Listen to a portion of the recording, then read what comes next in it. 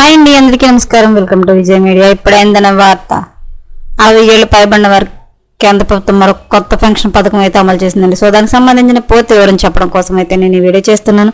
వీడియోని ఇక్కడ స్కిప్ చేయకుండా పూర్తిగా చూడండి. అప్పుడే నేను చెప్పే సమాచారం మీకు బాగా అర్థమవుతుంది. అలాగే వీడియో నచ్చితే కనుక వీడియోకి లైక్ ఇచ్చి నేను సపోర్ట్ చేయండి.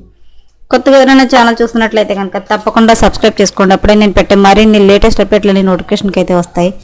అలాగే వీడియోని లైక్ చేయడం వల్ల వీడియో కొంతమందికి రీచ్ అయ్యి ఇన్ఫర్మేషన్ మరికొంతమందికి అయితే రీచ్ అవుతుంది. సో లేట్ చేయకుండా వివరాలు అంటే చూద్దాం. వృద్ధాప్యంలో పౌరులందరికీ ఆర్థిక భద్రత కల్పించడమే యూనివర్సల్ పెన్షన్ లక్ష్యం.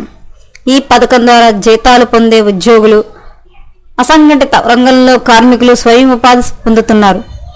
మరియు గిగ్ కార్మికులు కూడా పెన్షన్ ప్రయోజనాలను పొందుతారు.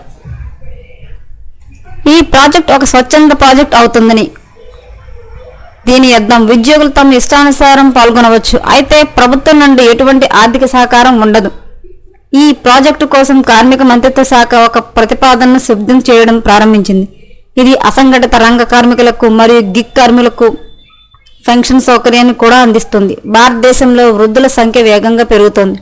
ఇది సమాజం మరియు ప్రభుత్వం రెండింటిపైన ప్రభావం చూపుతుంది. 2036 నాటికి 60 ఏళ్లు పైబడిన వారి సంఖ్య 227 మిలియన్లు చేరుకుంటుందని అంచనా. ఇది దేశం మొత్తం జనాభాలో 15% అవుతుంది. సార్వత్రిక పెన్షన్ పథకం సమాజంలోని అన్ని వర్గాలకు వృద్ధాప్యంలో సురక్షితమైన జీవితాన్ని గడపడానికి అవకాశాన్ని కల్పిస్తుంది.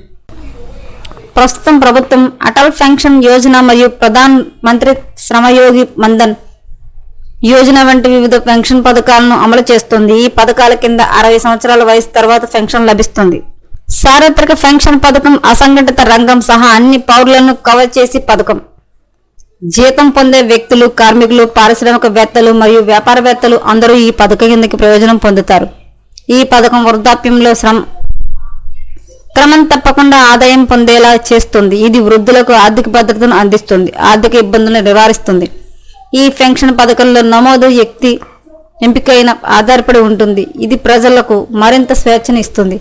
ఇది ఒక స్వచ్ఛంద ప్రాజెక్టు. దీని ద్వారా ప్రభుత్వం పెన్షన్ పథకాలను ఒకే గొడుగు కిందకి తీసుకురావడానికి ప్రయత్నిస్తోంది.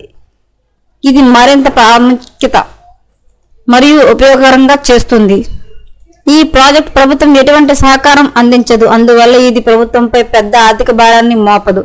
ఈ ప్రాజెక్ట్ విజయవంతం కావాలంటే అన్ని వర్గాల నుండి అవగాహన పెంచడం మరియు మద్దతు పొందడం చాలా అవసరం. ఈ పథకాన్ని employees provident fund organisation EPFO కిందకు తీసుకువస్తారని నివేదించబడింది. ఈ కొత్త పెన్షన్ పథకం ఇప్పటికే ఉన్న కొన్ని ప్రధాన పెన్షన్ పథకాలను అనుసంధానం చేస్తుందని చెబుతున్నారు. కేంద్ర ప్రభుత్వం అయితే కనుక 60 ఏళ్ళు పైబడిన వారికి అయితే మరొక కొత్త పెన్షన్ పథకాన్ని అయితే తీసుకురావడం జరిగింది. సో ఎప్పటికప్పుడు మరిన్ని లేటెస్ట్ అప్డేట్ల కోసం మన ఛానల్ తప్పకుండా సబ్స్క్రైబ్ చేసుకోండి. Thanks for watching.